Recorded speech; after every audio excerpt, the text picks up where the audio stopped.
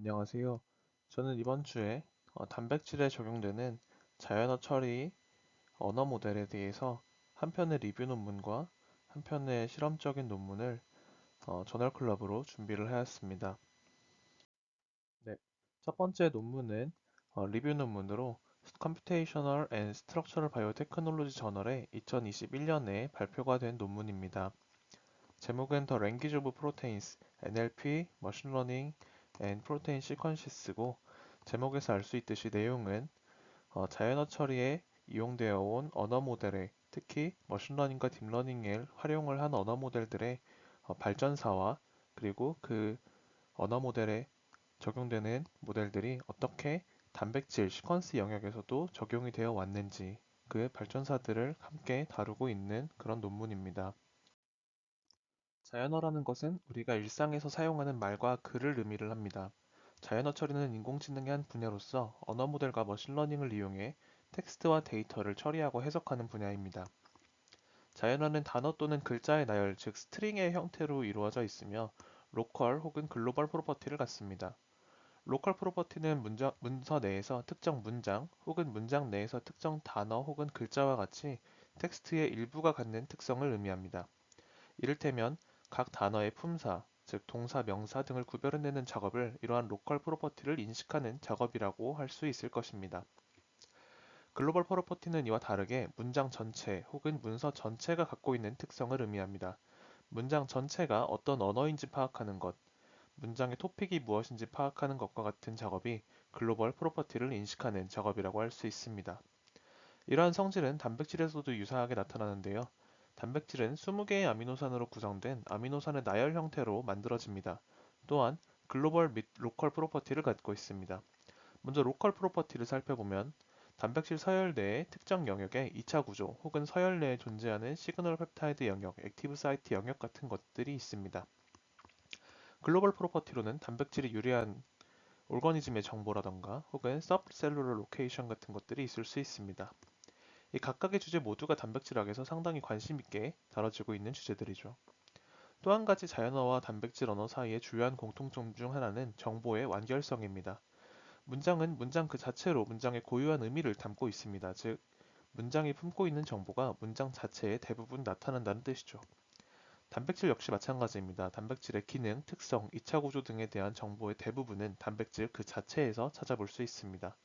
이러한 정보의 완결성 역시 자연어와 단백질 언어 사이의 주요한 공통점이라고 할 수 있습니다. 또 한 가지 여기 이제 표시가 되어 있지는 않은 특성이지만 최근에 들어 주요하게 여겨지는 둘 사이에 공통적 특성이 하나 더 있습니다. 바로 long distance interaction이 존재하며 이것이 데이터의 의미를 해석하는 데 있어서 중요한 역할을 한다는 점인데요. 문장의 의미를 영어를 예를 들면 이제 해석을 하다 보면은 it과 that과 같은 이것 저것과 같은 지칭 대명사 등이 어떤 단어를 수식하는지가 문장의 의미를 파악하는 데 있어 중요한 역할을 할 때가 있습니다. 즉, 문장에 존재하는 특정 단어의 문장 내에서의 의미를 해석할 때 다른 특정한 단어에 주목을 해야 할 필요가 있다는 것이죠. 이것은 단백질에서도 중요합니다. 단백질은 3차원 구조를 이루었을 때 1차원의 아미노산 나열상에서는 이제 멀리 떨어져 있는 아미노산이 서로 상호작용을 하는 경우가 많습니다. 그리고 이러한 상호작용은 단백질의 3차원 구조를 결정하고 단백질의 특성을 의미하는 데 있어 핵심적인 역할을 합니다. 이러한 장거리 인터랙션이 또 한 가지 자연어와 단백질 언어 사이의 재밌는 공통점이라고 할 수 있겠습니다. 네, 이번 슬라이드에서는 두 랭귀지 사이의 다른 점들을 말씀을 드리고자 합니다. 첫 번째는 빌딩 블럭의 특성이 다르다는 점입니다. 내추럴 랭귀지의 빌딩 블럭은 일반적으로 단어가 이용이 되는데요. 단어는 프로테인의 빌딩 블록인 아미노 애시드에 비해서 훨씬 더 많은 종류를 가지고 있고 그리고 그 각각의 단어들이 그 문장 전체에 있어서 굉장히 크리티컬한 영향을 갖는 경우가 많습니다. 하지만 단백질에서는 이 단어의 종류가 대략 20가지 정도밖에 되지 않고 그리고 이 각각의 단어가 갖는 이 문장 전체에서의 의미가 좀 더 어그리게이트하다는 그런 특성이 있습니다. 자연어 처리에 있어 첫 단계는 일반적으로 토크나이제이션으로 이루어집니다. 토크나이제이션은 말 그대로 텍스트를 토큰으로 끊어내는 과정을 의미를 하고요. 자연어에서는 단어가 일반적으로 토큰으로 이용이 됩니다. 띄어쓰기가 없는 중국어와 같은 언어에서는 캐릭터들이 토큰으로 이용이 되기도 합니다. 그리고 또 한 가지는 서버드들이 토큰으로 이용이 되는 경우도 있는데요. 서버드는 한국어에서 형태소와 유사한 개념으로 생각하시면 될 것 같습니다. 단백질에서는 보통 아미노에시드들이 토큰으로 이용이 됩니다. 하지만 아미노에시드는 이제 단어와 비교했을 때 서로 굉장히 이제 상이한 특성들을 가지고 있기 때문에 이 위에 그림에서 나와 있는 것들과 같이 한 개의 아미노에시드가 아닌 여러 개의 아미노에시드들을 묶어서 토큰으로 이용을 하는 경우도 있습니다. 이 머신러닝 알고리즘들은 일반적으로 고정된 크기의 벡터를 인풋으로 요구합니다. 따라서 이러한 고정 크기 벡터로 데이터를 변환해줘야 할 필요가 있는데요. 이러한 과정을 피처 익스트랙션이라고 부릅니다. 백오브 워드는 가장 단순한 형태의 피처 익스트랙션 메소드입니다. 백오브 워드는 말 그대로 단어의 가방을 의미하는데요. 문장을 문장 내에 존재하는 단어들의 등장 빈도로 표현하는 방식입니다. 이때 인풋 벡터의 길이는 문서 전체에 존재하는 단어의 종류만큼이 될 것입니다. 단백질 언어에서도 이러한 백오브 워드 방식이 이용될 수 있습니다. 이때 인풋 벡터의 길이는 아미노산의 종류의 수인 20개가 될 것입니다. 백오브 워드는 보시는 것과 같이 굉장히 단순한 방식으로 문장을 변환하기 때문에 복잡한 문제를 해결하기 위해서는 적합하지 않은 경우가 많습니다. 특히 단어의 순서에 대한 정보가 백오브 워드를 만드는 과정에서 완전히 소실되어 버린다는 것도 큰 문제가 될 수 있습니다. 하지만 여전히 낮은 수준의 복잡도를 갖는 문제를 해결할 때는 유효한 결과를 내는 경우가 있어서 대규모의 스크리닝을 필요로 하는 작업과 같이 단순하지만 빠른 알고리즘이 필요한 경우에 백오브 워드에 기반을 둔 언어 모델이 이용되기도 합니다. 자연어와 단백질 언어 모두에서 말입니다. 백오브 워드는 그 자체로 이용될 때도 있지만 TF-IDF와 같은 노멀라이제이션 과정을 거쳐서 이용하는 경우가 더욱 많습니다. TF-IDF는 대표적인 백오브 워드의 노멀라이제이션 메소드로 간단히 말하면 단어가 갖는 문서 내에서의 중요성을 등장 빈도에 보정해주는 것을 목표로 합니다. TF는 텀 프리퀀시입니다. 특정한 문장 내에서 특정한 단어가 갖는 중요도는 해당 문장에서 해당 단어가 차지하는 비중이 높을수록 더 클 것입니다. 다시 말하면 문장이 짧을수록 해당 문장에 특정 단어가 여러 번 등장할수록 문장에 포함된 해당 단어가 갖는 문장 내에서의 중요도가 더 크다는 의미지요. IDF는 Inverse Document Frequency를 의미합니다. 특정 단어가 여러 문장에 걸쳐 여러 번 등장한다면 단어가 갖는 의미가 그다지 크지 않을 것이라 생각할 수 있습니다. 문장을 구성하는 관사나 지시대명사 등을 예로 생각해 볼 수 있습니다. 따라서 IDF는 특정 단어가 문서 전체의 문장 중 얼마나 많은 문장에서 등장하는지를 계산하고 이에 역으로 단어의 중요도를 파악하는 방식입니다. TF-IDF에서 문장 내 단어의 등장 빈도는 이 두 프리퀀시 TF와 IDF의 곱으로 표현이 되어집니다. 이 슬라이드에서는 프랙백이라고 하는 논문을 잠깐 간략하게 소개해 드리겠습니다. 프랙백은 백오브 워드 방식을 단백질 언어 모델에 적용한 사례입니다. 하지만 이 논문에서 저자들은 단백질의 아미노애시드를 토큰으로 이용하지 않고 6가지 종류의 스트럭처럴 타입, 이제 저자들은 프랙 아이디라고 불렀는데요. 이 스트럭처럴 타입을 토큰으로 이용하였습니다. 저자들은 PDB에서 구조가 밝혀진 단백질들을 다운받았고 6가지 구조적 타입들의 백오브 워드로 단백질을 표현하였습니다. 그리고 이렇게 얻어진 각 단백질의 프랙백을 단백질 구조 사이의 유사도를 계산하는 데 이용을 하였습니다. 저자들은 이 메소드를 구조가 유사한 즉 스트럭처럴 네이버를 빠르게 스크리닝하기 위해서 이용할 수 있다고 하는데요. 단백질 구조의 유사도를 비교하는 달리와 같은 복잡한 알고리즘과는 물론 정확성의 차이가 있지만 굉장히 빠르게 스트럭처럴 네이버 캔디데이트를 탐색할 수 있는 알고리즘이라고 소개하고 있습니다. 물론 이제 이 논문이 2010년도에 발표가 된 논문이기 때문에 지금 이용해 보는 것엔 큰 의미가 있을 것 같지는 않습니다. 다음으로는 Ngram 랭귀지 모델에 대해 소개해 드리겠습니다. Ngram은 백오브 워드를 잇는 어떻게 보면 가장 발달한 방식의 통계적 언어 모델이라고 할 수 있습니다. Ngram 언어 모델에서 텍스트는 N 크기의 토큰 블록으로 표현됩니다. 그림에서 보시는 것과 같이 n이 3인 경우에 This is a sentence라는 문장은 This is a sentence라고 하는 두 개의 트라이그램으로 표현될 수 있습니다. Ngram 언어 모델은 검색어 자동 완성과 같은 작업에도 이용이 될 수가 있는데요. 그 예시로 한번 보여드리도록 하겠습니다.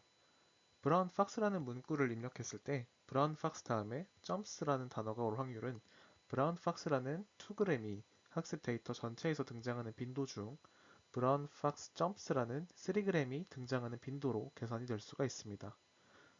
물론 이제 이와 같은 방식의 검색어 자동 완성은 현재는 이제 이용이 되지 않고 있습니다. 엔그램은 백오브 워드에 비해 자연어 처리의 여러 태스크에서 훨씬 발전된 결과를 보여주었는데요.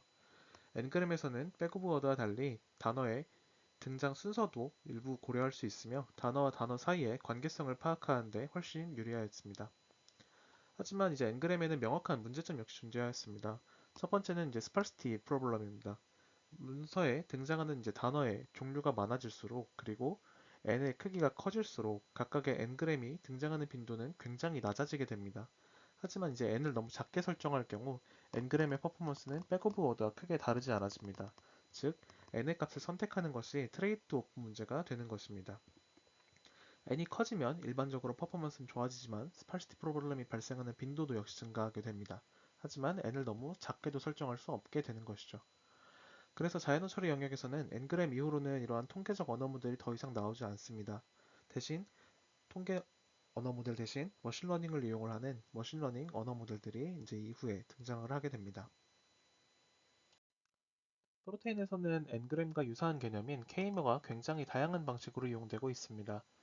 단백질의 언어 모델 측면에서 우선 살펴보자면 20종류밖에 되지 않는 아미노산을 자연어에서의 워드와 유사한 방식으로 처리하기 위해서 스리머나 포머를 만들어서 이를 토큰으로 이용하는 경우가 많이 존재합니다. 단백질 사이의 유사도 계산이나 이에 기반한 클러스터링 역시 K머를 이용을 한 많은 알고리즘이 이용되고 있습니다. 언어 모델 외의 측면에서도 이 K머는 굉장히 다양한 방식으로 생명정보학 전반의 분야에서 이용되고 있는데요. 유전체 어셈블리를 비롯하여 굉장히 다양한 작업에서 K머가 쓰이고 있습니다. 앞서 보여드렸던 프렉백의 사례와 유사하게 아미노이시드가 아닌 다른 알파벳을 이용을 하기도 합니다. 아미노산을 물리화학적 특성에 따라 몇 가지 그룹으로 재분류하여서 토큰의 수를 줄인 리듀스드 알파벳으로 만든 K머를 이용하기도 하고요. 또 저희 연구실에서 이제 최근에 하고 있는 연구와 같이 아미노산 대신 구조적 알파벳을 도입하여 K머를 만들어서 이용을 하기도 합니다. 네, 머신러닝에 기반한 언어 모델 중 처음으로 소개해드릴 개념은 워드 엠베딩입니다. 워드 엠베딩은 각각의 토큰을 고정된 크기의 덴스한 벡터로 표현해내는 알고리즘들을 의미합니다. 워드 엠베딩이 기존의 원핫 엔코딩과 다른 포인트가 바로 이 덴스한 벡터를 이용한다는 점입니다.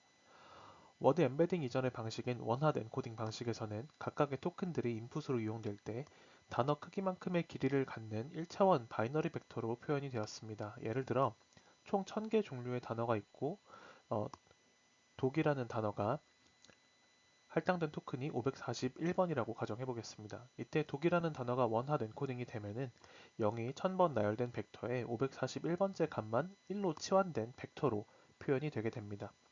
고정된 크기의 벡터인 것은 맞지만 굉장히 스파스한 벡터로 표현이 되게 되는 것이죠.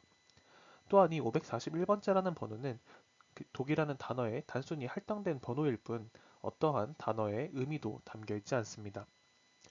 워드 엠베딩 역시 머신러닝 알고리즘의 이제 인풋으로 이용하기 위해 단어를 고정된 크기의 벡터로 표현하는 작업이라는 점에서는 동일하다고 볼 수 있습니다. 하지만 워드 엠베딩에서는 단어의 의미가 어느 정도 담긴 그리고 스파스하지 않은 덴스한 벡터로 바꿔주는 것이 차이점입니다. 즉, 유사한 의미를 갖는 단어는 유사한 벡터를 갖도록 변환해주는 것이라고 할 수 있습니다. 그럼 이 워드 엠베딩에서 각 단어의 의미는 어떻게 파악이 될까요? 워드 투백과 같은 워드 엠베딩 알고리즘에서는 주위 단어의 유사함을 토대로 단어의 의미 사이의 유사함을 파악합니다. 즉, 유사한 단어 뭉치 사이에 껴있는 단어는 서로 그 의미도 유사할 것이라는 예측이죠. 워드 투백은 크게 두 가지 방식으로 만들어집니다. 하나는 컨티뉴어스 백오버드고 하나는 스킵그램인데 자세한 설명은 넘어가도록 하겠습니다. 또 이제 중요한 게 한 가지 착각하지 말아야 할 포인트가 있는데요. 워드 엠베딩은 이제 은닉층을 여러 층 이용하는 딥 뉴럴 네트워크 방식이 아니고 오직 한 개의 투사층만을 이용을 하는 셜로우 뉴럴 네트워크의 일종이라는 점입니다. 단백질에서도 워드 엠베딩 알고리즘들이 적용된 여러 연구들이 있습니다. 하지만 아미노산은 20종류밖에 되지 않기 때문에 각각의 아미노산을 엠베딩하는 것은 그렇게까지 큰 의미를 주지는 않습니다. 하지만 재밌는 점은 이렇게 각각의 아미노산을 단백질 상에서의 주변 아미노산의 정보들을 토대로 엠베딩을 해보면 우리가 알고 있는 블로썸 62와 같은 서브스티튜션 매트릭스와 유사한 형태로 나타나게 된다는 점입니다. 아미노산 대신 K머가 엠베딩에 이용될 수도 있습니다. 아까 K머를 처음 소개해드릴 때 말씀드렸던 K머가 워드처럼 쓰이는 사례라고 말씀드릴 수 있을 것 같습니다. 프로백이라는 이제 논문은 아미노산 3머를 워드2백을 이용하여 엠베딩하였습니다. 오리지널 단백질 서열을 3개의 3머 스트링으로 분해하고 여기에 워드2백을 그대로 가져다가 적용을 하였습니다. 그리고 이렇게 파악한 3머의 엠베딩을 토대로 각 프로테인들을 벡터로 표현을 해냈습니다. 그리고 결과적으로는 이 프로테인의 벡터와 우리가 알고 있는 프로테인의 특성 사이의 상관성을 분석한 논문입니다. 네, 여기서부터는 이제 본격적인 딥 뉴럴 네트워크로 들어갑니다. 워드2백을 위시한 워드 엠베딩 알고리즘들의 문제점은 각 단어들이 언제나 같은 벡터로 엠베딩 되는 것입니다. 다른 말로 표현하면 스태틱 워드 엠베딩이라고 볼 수 있습니다. 각 단어가 갖는 의미는 어느 정도 벡터 안에 담아서 표현해냈지만 단어들이 해당 문장의 문맥상에서 갖는 의미를 고려한 엠베딩을 만들지는 않는 것이죠. 그래서 등장한 다음 단계의 엠베딩이 바로 Contextualized Embedding입니다. 즉, 문맥적인 엠베딩이라고 말할 수 있습니다. 심화 인공신경망을 이용한 다양한 알고리즘들이 알려져 있는데요. LSTM은 Long Short Term Memory 모델의 약자로 임의의 단어 토큰이 인풋으로 들어왔을 때 단어에 대한 엠베딩을 생성하기 위해서 앞 단어에서 수행된 계산 결과값을 엠베딩에서 함께 고려하게 됩니다. 또한 메모리셀을 별도로 가지고 있어 앞쪽 단어들의 정보를 더욱더 정교하게 기억하고 이를 고려하여 계산을 할 수가 있죠. 이 오른쪽 위에 있는 그림이 양방향 LSTM 모델을 보여줍니다. x2라는 토큰을 y2라는 엠베딩 벡터로 변환할 때 앞쪽 단어들을 처리할 때 얻어진 계산값들, 즉 그림에서는 이제 주황색으로 표시되어 있는데요. 그리고 녹색으로 표현된 뒤쪽 단어들을 처리할 때 얻어진 계산값들을 함께 고려하여 엠베딩 벡터를 생성하게 됩니다. 두 번째로 말씀드릴 것은 식두식입니다. 식두식은 인코더와 디코더로 구성되어 있습니다. 식두식은 번역과 같은 작업에서 많이 이용되었는데요. 인코더를 통해 문맥의 컨텍스트를 담아내고 이를 디코더에서 풀어내는 방식으로 구성됩니다. 마지막은 어텐션입니다. 어텐션은 어텐션 헤드라고 하는 각 단어가 엠베딩 될 때 그 단어가 주목해야만 하는 단어를 별도로 지정하게끔 하는 모듈이 추가되는 방식이라고 생각하시면 됩니다. 그리고 이 어텐션, 특히 이제 셀프 어텐션에 기반한 언어 모델들이 최근에 주목할 만한 결과를 내고 있는 챗 GPT와 같은 언어 모델에 이용된 기본 구성 요소라고 말씀드릴 수 있을 것 같습니다. 단백질에서도 이러한 컨텍스츄얼라이즈드 엠베딩을 이용한 여러 연구들이 발표되어 왔습니다. 초기 단계의 연구로는 엘모나 코브 같은 것들이 있었는데요. 엘모는 히든 스테이트를 이용하는 양방향 LSTM을 차용한 프로테인 언어 모델이었습니다. 코브는 C2C과 어텐션을 적용한 프로테인 언어 모델로서 트랜슬레이션 데이터에서 프리트레이닝을 거친 그러한 언어 모델이었습니다. 이렇게 프리트레인된 언어 모델 코브는 여기 슬라이드 아래에 나와 있는 것처럼 여러 가지 단백질의 특성을 파악하고 예측하는 다른 태스크들을 위해 이용되었고 상당히 괜찮은 결과를 보여주었다고 보고되어 있습니다. 그리고 이 컨텍스츄얼라이즈드 엠베딩에서 NLP의 패러다임을 바꾸는 발표가 나옵니다. 바로 트랜스포머인데요. 트랜스포머와 이에 기반한 버트와 GPT와 같은 언어 모델들은 기존의 언어 모델들에 비해 거의 모든 분야에서 압도적인 성능을 보여주었습니다. 많은 이들이 NLP의 이미지넷 모멘트가 도래했다라고 표현하기도 하고 있습니다. 트랜스포머는 구글 팀에서 2017년에 발표한 셀프 어텐션에 기반한 컨텍스츄얼라이즈드 엠베딩 모델입니다. 여기 아래에 나와 있는 것이 트랜스포머를 발표한 논문인데 제목에서와 같이 어텐션이 거의 모든 문제의 해결책이었다라고 공언하고 있습니다. 최근에는 트랜스포머 모델 그 자체보다 버트와 GPT와 같은 모델들이 훨씬 좋은 성능을 보여주고 있는데요. 이 모델들은 트랜스포머를 이제 기본 구성 요소로 이용을 해서 이 트랜스포머를 여러 층으로 그리고 여러 가지 다른 방식으로 쌓아 올려서 구축한 모델들이라고 생각을 하시면 될 것 같습니다. 이렇게 압도적인 성능의 컨텍스츄얼라이즈드 엠베딩들이 나오면서 NLP의 연구의 방식 자체가 바뀌었습니다. 예전에는 내가 원하는 태스크를 처리하는 알고리즘을 제작하기 위해서 복잡하고 정교한 딥 뉴럴 네트워크 모델을 세우고 이 모델을 내가 가진 레이블링이 되어 있는 데이터로 처음부터 학습시켜 나가는 방식으로 특정 목적을 가진 언어 모델 기반 알고리즘들이 제작이 되었는데요. 하지만 최근의 언어 모델 기반 연구들은 대부분 버트와 같은 컨텍스츄얼라이즈드 엠베딩을 그대로 가져와서 이용을 합니다. 이 컨텍스츄얼라이즈드 엠베딩의 성능이 워낙 뛰어나다 보니까 여기서 성능이 이제 뛰어나다는 말을 풀어서 설명을 하면은 문장의 의미를 이제 완전히 이해하고 이 문장의 의미를 완전히 담고 있는 벡터를 엠베딩이 만들어내는 것이라고 볼 수 있습니다. 그래서 성능이 뛰어나다 보니까 내가 원하는 태스크를 처리하는 뉴럴 네트워크 레이어는 아주 단순한 형태로 짜줘도 충분히 좋은 결과가 나오는 것입니다. 즉, 문장의 의미를 정교하게 이해하고 있는 벡터를 인풋으로 쓰다 보니까 연구자가 직접 문장의 의미를 파악하는 프리트레이닝 데이터를 만들기 위해서 애쓸 필요가 없어진 것이죠. 여기 예시에서는 그 태스크로 이제 문서의 토픽을 찾는 문제를 보여주고 있습니다. 프로테인 언어 모델에도 이러한 NLP의 흐름이 그대로 들어오고 있습니다. TAP, 테이프는 태스크 어세싱 프로테인 엠베딩스의 약자로 프로테인 모델들을 비교하고 평가하기 위해 각 모델들의 서로 다른 바이올로지컬 태스크에서의 퍼포먼스를 평가하였습니다. 그리고 그 결과 셀프 슈퍼바이스드 어텐션에 기반한 프리트레이닝 모델들이 모든 태스크에서 대부분의 모델들보다 좋은 퍼포먼스를 보여주었다고 보고하였습니다. 즉, 앞에서 보여드렸던 것 같이 정교하게 제작된 컨텍스츄얼라이즈드 엠베딩이 문장이 아닌 단백질에서도 그 의미를 높은 수준으로 담고 있는 엠베딩 벡터를 생성할 수 있음을 보여주고 있습니다. 그리고 이렇게 트랜스포머 기반의 엠베딩 모델들이 프로테인에서도 높은 수준의 결과를 내어주는 것이 먼 거리에 있는 아미노산에 주목을 할 수 있는 어텐션의 특성 때문이라고 많이들 해석하고 있습니다. 맨 처음 슬라이드에 보여드렸던 프로테인과 자연의 유사성 중에 하나인 원거리 인터랙션이 전체적 특성 결정에 있어 중요한 역할을 한다는 것이죠. 그리고 어텐션이 이러한 원거리 인터랙션을 파악하는 데 있어서 매우 효율적인 방식이라는 것입니다.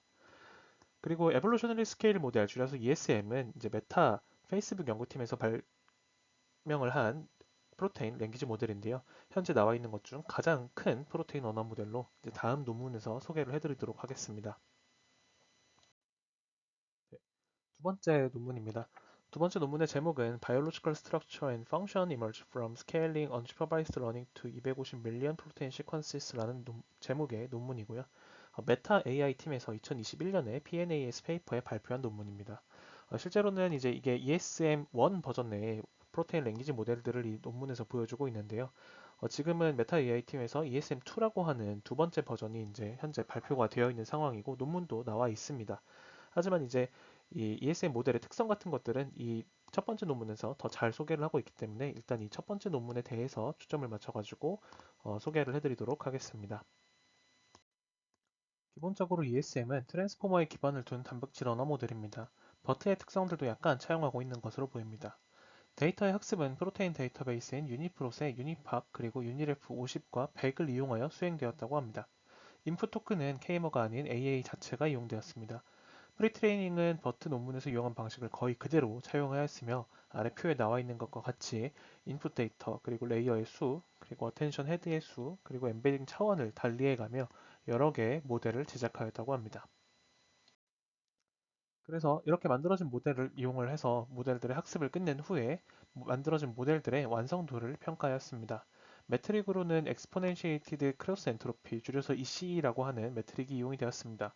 비교 대상으로는 기존의 통계적 언어 모델 중 이제 마지막 언어 모델인 4g을 이용한 ngram 모델이 베이스라인으로 이용이 되었으며 서로 다른 크기의 LSTM 모델 역시 이용이 되었습니다. 이 CE 값은 유니폼 랜덤 상황에서는 이제 25가 나오고 값이 작을수록 좋은 것을 의미합니다. 이제 표의 결과를 보면은 트랜스포머 기반의 언어 모델이 ngram 그리고 LSTM 모델에 비해서 확실히 좋은 정확도를 가지고 있음을 표현을 하고 있습니다. 그리고 저자들은 이렇게 만들어진 ESM 모델을 바로 다른 태스크에 적용하기 전에 이 모델이 과연 단백질의 정보를 어떤 식으로 이해하고 그리고 표현하고 있는지를 여러 규모에서 조사하였습니다. 첫 번째로 확인한 것은 아미노산 수준에서의 특성입니다. 아미노산은 각각 고유한 구조적 그리고 생화학적 특성을 갖고 있습니다. 그리고 이러한 아미노산의 특성은 단백질의 특성과 구조를 결정하는 데 있어서 매우 중요한 역할을 합니다. 따라서 저자들은 이 모델이 이해한 각각의 아미노산이 갖는 단백질 문맥상에서의 위상이 우리가 알고 있는 생화학적 특성과 얼마나 유사한지를 먼저 확인하였습니다. 그리고 그 결과 모델이 생성한 각 아미노산들의 엠베딩에 우리가 알고 있는 생화학적 특성이 잘 반영되어 있는 것을 여기 나와 있는 그림과 같이 확인하였습니다. 다음으로 저자들이 확인한 것은 바이올로지컬 베리에이션이 이 엠베딩 벡터 스페이스에 얼마나 잘 반영되어 있냐 하는 것입니다. 그것을 확인하기 위해 저자들은 먼저 오솔로그 정보를 확인해 보았습니다. 여기 그림 A를 보시면은 왼쪽이 학습을 거친 트랜스포머 모델, 가운데가 학습 전의 트랜스포머 모델, 그리고 오른쪽이 베이스라인으로 이용한 유니그램 모델입니다. 각 점은 각각의 유전자, 즉 단백질을 의미합니다. 그리고 색은 그 유전자가 속해 있는 올솔로그 그룹을 의미합니다. 만약 이 모델이 잘 학습되었다면 같은 올솔로그 그룹에 포함되어 있는 단백질들은 서로 뭉쳐서 나타나야 할 것입니다. 그리고 실제로 학습을 거친 트랜스포머 모델에서는 같은 올솔로그 그룹에 포함되는 단백질들이 서로 잘 뭉쳐서 나타남이 이 왼쪽에 있는 그림에서와 같이 확인이 되었습니다. 이 아래에 있는 B 그림은 이제 A와 유사한 데이터인데 PCA로 표현한 데이터입니다. 그리고 각 도트는 역시 각각의 단백질을 의미하고 있고 색은 오솔로그 그룹을 의미합니다. 위에 그림과 다르게 알파벳 라벨이 붙어 있는데 이는 각 단백질이 유래한 종을 의미합니다. 가장 왼쪽의 그림을 보면 가로로는 색깔이 동일하고 세로로는 알파벳이 동일한 것을 볼 수 있습니다. 즉, 단백질들이 이 ESM 모델에 의해 엠베딩된 벡터가 오슬로그 정보뿐만 아니라 단백질들이 유래한 종이 얼마나 서로 유사한지에 대한 정보까지 어느 정도 포함을 하고 있음을 의미합니다. 저자들은 ESM 모델이 리모트 호몰로지를 잡아낼 수 있는지에 대해서도 조사하였습니다. 결과에서는 ESM 모델이 다른 모델들에 비해 리모트 호몰로그 관계에 있는 단백질 역시 엠베딩된 벡터 안에 잘 표현하고 있는 것으로 확인이 되었습니다. 자세한 데이터는 발표에서는 보여드리지 않도록 하겠습니다. 다음으로 저자들이 확인한 것은 얼라이먼트의 정보를 담고 있는지에 대한 여부입니다. 어떤 단백질의 특정한 ppm 도메인 안에 있는 류신 아미노산 하나를 한번 생각해 봅시다. 만약 이 류신이 ppm을 결정하는 데 있어서 중요한 역할을 한다면 이 류신은 해당 ppm 도메인을 가지고 있는 다른 단백질 안에서도 발견될 것이며 이 두 단백질에 대한 얼라이먼트를 수행을 하면 이 두 류신은 서로 얼라인될 것입니다. 즉, 서로 얼라인되는 이 두 류신이 단백질 문맥상에서 차지하는 역할이 유사하다는 것을 의미합니다. 전혀 다른 ppm에 포함된 얼라인되지 않는 류신과는 서로 다르게 해석이 되어야 할 것입니다. 그리고 만약 이 아미노산이 류신이 아니라 다른 아미노산, 예를 들어 아이소류신이라고 하더라도 서로 얼라인이 된다면 이 두 아미노산은 문맥상에서 유사한 역할을 한다고 볼 수 있습니다. 이 그림이 바로 그것을 보여주는 결과입니다. 얼라인되는 아미노산 페어는 진하게, 얼라인이 되지 않는 아미노산 페어는 연하게 표시되어 있는데요. 파란색 학습을 거친 트랜스포머 모델에서는 이 둘이 명확하게 분리됨을 볼 수가 있습니다. 그리고 설령 서로 다른 아미노산 페어라고 하더라도 서로 얼라인이 되는 경우 그들이 엠베딩된 벡터가 높은 유사도를 가짐을 이제 이 C 그림에서 확인을 할 수가 있습니다. 이전 슬라이드까지 보여드린 것과 같이 저자들은 아미노산과 단백질들이 ESM에 의해 어떻게 엠베딩 되는지, 엠베딩된 결과물들이 어떤 바이올로지컬 프로퍼티들을 반영하고 있는지를 확인하였습니다. 다음으로 저자들은 이렇게 검증된 ESM을 세컨더리 스트럭처의 프리딕션에 적용해 보았습니다. 앞에서 말씀드린 것처럼 프리트레인드 모델을 다른 태스크를 위해 이용한 것이라고 볼 수 있습니다. 스트럭처가 라벨링된 데이터셋으로는 스카비 데이터베이스를 이용하였습니다. 그리고 리니어 프로젝션과 딥 뉴럴 네트워크 프로젝션 레이어를 만들어서 8가지 세컨더리 스트럭처 타입과 레지드 컨택트를 예측하는 프로젝션을 수행하였습니다. 그 결과는 이 그림과 같습니다. 프리트레이닝 데이터를 이용을 하니 8가지 세컨더리 스트럭처 타입이 상당히 잘 예측되었다는 결과입니다. 그리고 이 결과는 가장 단순한 프로젝션인 리니어 프로젝션의 결과이고 피처 컨비네이션과 딥 뉴럴 네트워크를 통한 프리딕션에서는 더 좋은 결과를 내놓았다고 저자들은 이야기하고 있습니다. 하지만 이 발표에서는 포함시키진 않았습니다. 마지막으로 발표의 요약과 제 개인적인 의견들을 몇 가지 말씀드리도록 하겠습니다. 우선 첫 번째로 NLP에서 발전되어진 이 도구들은 단백질 언어에서도 이용이 되어줄 수 있으며 그 결과는 굉장히 훌륭하다는 것입니다. 지난 몇 년간 NLP에서 만들어진 최신의 알고리즘들은 단백질 언어에 꾸준히 건너와서 적용이 되고 있었습니다. 통계적 언어 모델이 끝나고 머신러닝 기반의 언어 모델들이 나오던 초기, 즉 워드2백이 나오던 시기에는 단백질 언어로 NLP의 최신 알고리즘이 건너오기까지 1년에서 2년 정도의 텀이 있었지만 최근에는 그 텀이 거의 사라진 듯 합니다. 또 그런 단백질 언어로의 적용이 예전에는 대학 연구실 수준에서 주로 이루어졌지만 최근에는 메타나 구글 같은 대기업에서 주도적으로 수행되면서 더 정교하고 훌륭한 모델들, 하지만 가져다가 이용하기에는 오히려 더욱더 간편해진 모델들이 발표가 되고 있습니다. 특히 최근의 NLP 연구의 패러다임은 이러한 프리트레인드 모델을 내가 풀고 싶은 문제, 태스크에 적용하는 방식입니다. 그래서 더더욱 이런 정교한 프리트레이닝 모델들을 어디에 적용할 수 있을지 고민해 볼 가치가 있는 것 같습니다. 저는 이러한 연구들이 개별 아미노산이나 단백질의 기능 및 구조에 최근에 많이 초점을 맞추고 있다 보니까 저희 연구실에서는 모티프 도메인과 같은 미들 레벨 혹은 유전체학이나 메타 유전체에게 적용하는 어버브 레벨 스터디들이 이루어질 수 있을 것이라고 생각합니다. 그리고 또 한 가지 아미노산이 아닌 언어를 이용을 하는 단백질 언어 모델 역시 연구해 볼 수 있을 것 같습니다. 네, 이상으로 발표를 마치도록 하겠습니다. 감사합니다.